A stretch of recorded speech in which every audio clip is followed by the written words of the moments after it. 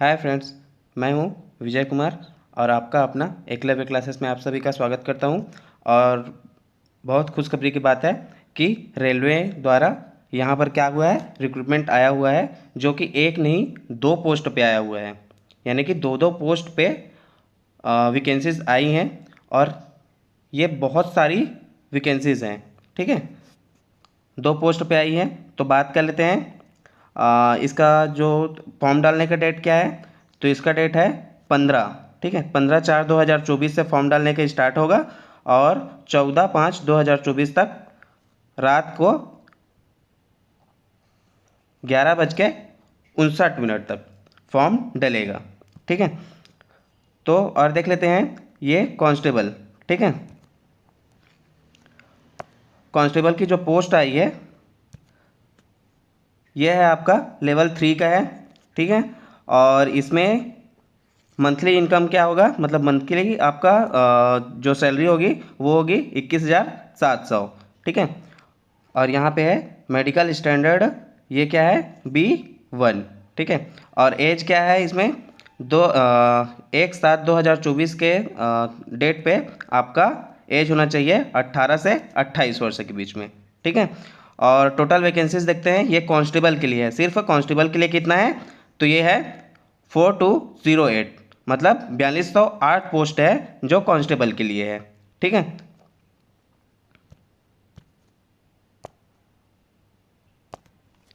यहाँ पर कोई कांस्टेबल की वैकेंसीज है वो। अब देखते हैं, ये है आपका सब इंस्पेक्टर के लिए।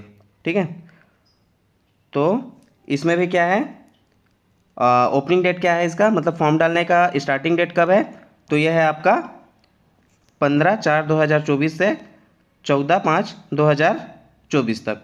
और इसका भी क्या है, रात में 11:59 तक आप फॉर्म डाल सकते हैं। ठीक है, अब अगला देखते हैं इसका। तो इसमें क्या किया है, तो ये सब इंस्पेक्टर का पोस्ट है। ठीक है, ये लेवल 7 का है, और सॉरी लेवल 6 का है। और इसमें क्या है, पे कितना होगा, मतलब मंथली पे क्या होगा इसमें, तो ये होगा आपका 35,400। ठीक है, मेडिकल स्टैंडर्ड B1।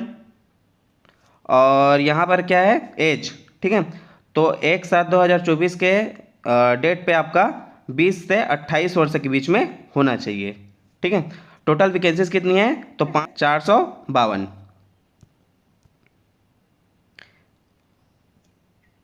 अब देखते हैं इसमें एज रिलैक्सेशन। ठीक है, तो एज रिलैक्सेशन में क्या है इसमें, तो इसमें है ST SC वालों को 5 साल का एज रिलैक्सेशन है, और OBC वालों को 3 ईयर का रिलैक्सेशन है, और जनरल। ठीक है, इसमें क्या है, इसमें और भी है जनरल और EWS। ठीक है, इन लोगों को कितना है, तो इसमें है आपका 3 वर्ष का। ठीक है, फिर इसमें है ये एक्स सर्विसमैन वालों के लिए है, और इसमें है 6 ईयर का रिलैक्सेशन है ओबीसी वालों के लिए। ठीक है, और नॉन क्रीमिलेयर और OBC इनके लिए क्या है 6 ईयर का रिलैक्सेशन है। फिर ST SC वालों का देख लेते हैं, तो इसमें 8 ईयर का क्या है इसमें रिलैक्सेशन दिया हुआ है। फिर देखते हैं इसमें फीमेल। ठीक है, फीमेल जो है यहाँ पर देख लेते हैं, फीमेल जो विडो हैं, ठीक है, जो विधवाएं हैं या डाइवोर्स शुदा हैं, उन लोगों के लिए भी है। जनरल और EWS के लिए 2 साल का रिलैक्सेशन है, और OBC में क्या है, तो 5 साल का रिलैक्सेशन है, और ST SC में क्या है, तो 7 साल का रिलैक्सेशन है। ठीक है, अगला देखते हैं। तो इसमें कांस्टेबल एग्ज़ाम समरी। ठीक है, तो इसमें क्या है ऑर्गेनाइजेशन, तो ये रिक्रूटमेंट कौन ले रहा है, तो ले रहा है रेलवे रिक्रूटमेंट बोर्ड। ठीक है, RRB। और पोस्ट है कांस्टेबल का, और कितने पोस्ट हैं इसमें, टोटल वैकेंसीज कितने की है, तो ये है आपका 4208। ठीक है, कैटेगरी क्या है, तो गवर्नमेंट कैटेगरी का है। और मोड ऑफ एप्लीकेशन तो ऑनलाइन एप्लीकेशन फॉर्म इसका डलाएगा। और रजिस्ट्रेशन डेट, ठीक है, तो रजिस्ट्रेशन डेट आपको मैंने पहले ही बता दिया है। और सैलरी क्या रहने वाली है ये भी आपको पहले ही बता चुका हूँ। और जॉब लोकेशन तो अक्रॉस इंडिया, ठीक है। और इसमें सिलेक्शन प्रोसेस क्या है, तो कंप्यूटर बेस्ड टेस्ट होगा। और उसके बाद में PET and PMT and document verification, ठीक है। और इसमें क्या होगा, वेरिफिकेशन होगा आपके डॉक्यूमेंट का। फिर ऑफिशियल वेबसाइट पे आप अपना क्या करेंगे, ज्वाइनिंग लेटर चेक करेंगे।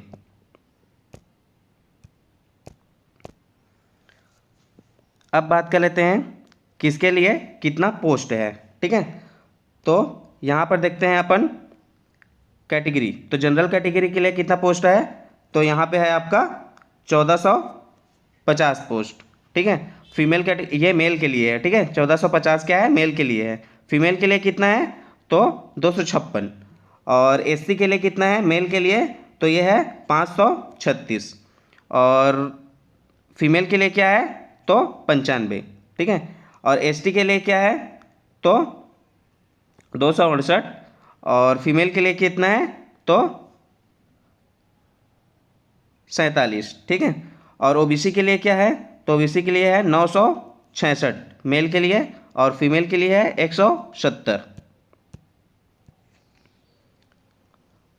और ईडब्ल्यूएस, ठीक है, ईडब्ल्यूएस वालों के लिए क्या है, तो 357 मेल के लिए है, और फीमेल के लिए है 63, ठीक है।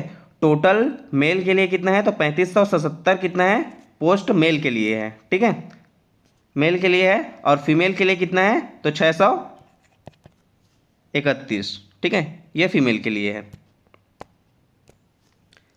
अब इसमें फ़ी क्या होगी इसके बारे में देख लेते हैं। तो इसमें फ़ी होगा आपका जनरल एंड ओबीसी, ठीक है। जनरल और ओबीसी वालों के लिए क्या होगा इसमें, तो 500 रुपया, 500 रुपया होगा जनरल और ओबीसी वालों के लिए, 500 रुपये, ठीक है। और ST SC ex serviceman female और माइनॉरिटी वालों के लिए कितना होगा, ये होगा आपका 250 रुपये, ठीक है।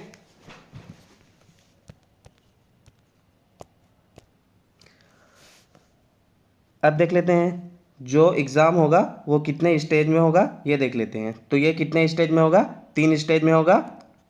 स्टेज फर्स्ट, स्टेज सेकंड और स्टेज थर्ड, ठीक है। फर्स्ट स्टेज में क्या होगा आपका, कंप्यूटर बेस्ड टेस्ट होगा, ठीक है। और सेकंड स्टेज में क्या होगा आपका, फिजिकल और मेजरमेंट टेस्ट होगा, ठीक है। इसमें जितने भी नाप तौल जितना भी करना रहेगा इसमें क्या होगा, सेकंड स्टेज में होगा, ठीक है। और थर्ड स्टेज में क्या होगा आपका, डॉक्यूमेंट वेरिफिकेशन, ठीक है।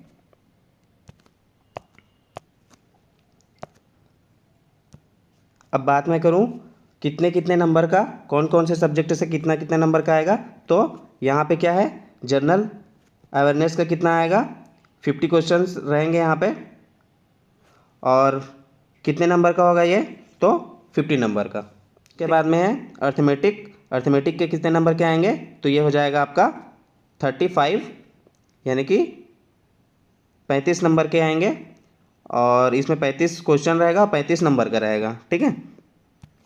अगला देखते हैं, तो जनरल इंटेलिजेंस और रीजनिंग, ठीक है, इससे कितने आएंगे, तो इससे आएंगे 35 क्वेश्चन आएंगे, और ये भी क्या रहेगा, 35 नंबर का रहेगा। टोटल आप लोगों को कितना क्वेश्चन आएगा, तो 120, 120 क्वेश्चन आएंगे, और मार्क्स कितना रहेगा, 120 मार्क्स रहेगा, ठीक है। और टोटल इसका टाइमिंग क्या रहेगा एग्ज़ाम का टाइमिंग है आपका 90 मिनट्स, मतलब आपका 1 घंटे 30 मिनट, ठीक है। आपका क्या हो जाएगा, 1 घंटे 30 मिनट का आपका टाइमिंग रहेगा। और इसमें क्या रहता है, मिनिमम क्वालिफिकेशन मार्क्स उतने आपको लाने ही हैं, ठीक है। तो इसमें जनरल वालों को कितना लाना है, तो 35% तक लाना है, ठीक है, यानी कि 35% चाहिए। और ईवीएस में क्या है, तो 35% इन लोगों के लिए भी है। और ओबीसी नॉन क्रीमी लेयर वालों को भी क्या है, 35% लाने ही हैं।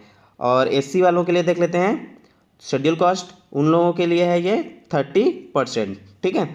और एसटी वालों के लिए देख लेते हैं, तो इन लोगों के लिए है 30%, ठीक है।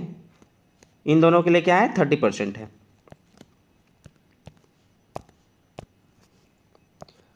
अब बात कर लेते हैं मेजरमेंट की।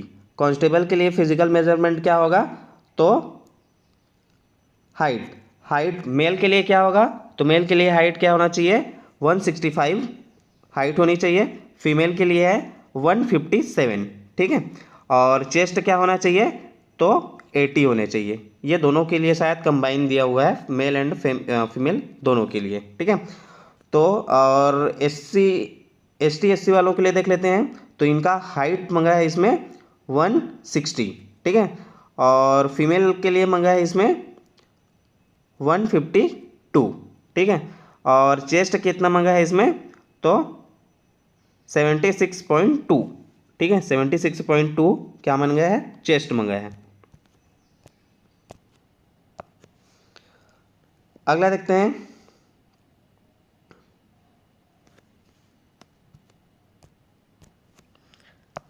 आगे की बात करते हैं।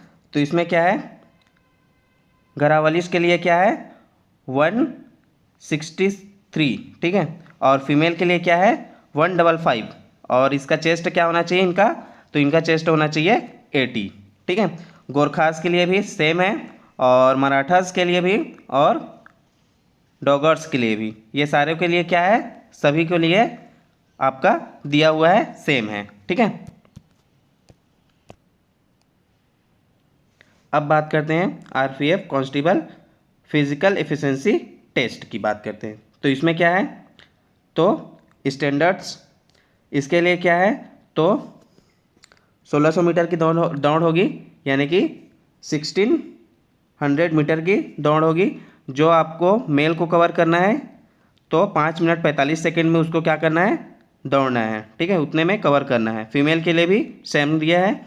और 800 मीटर का दौड़ होगा, 800 का, तो ये भी रनिंग है। और इसमें भी क्या है, विथिन 3.40, ठीक है। 3.4 मतलब 3 मिनट और 40 सेकेंड में क्या करना है आपको, रन अप करना है, यानी कि दौड़ पूरा करना है, ठीक है। लॉन्ग जंप कितना है, तो 14 फीट, ठीक है। 14 फीट का क्या है आपका लॉन्ग जंप है। और फीमेल के लिए क्या है 9 फीट का लॉन्ग जंप है। और हाई जंप है 4 फीट का पुरुषों के लिए, यानी मेल के लिए। और फीमेल कैटेगरी के लिए क्या है, तो यह है आपका 3 फीट। 3 फीट क्या है, हाई जंप है।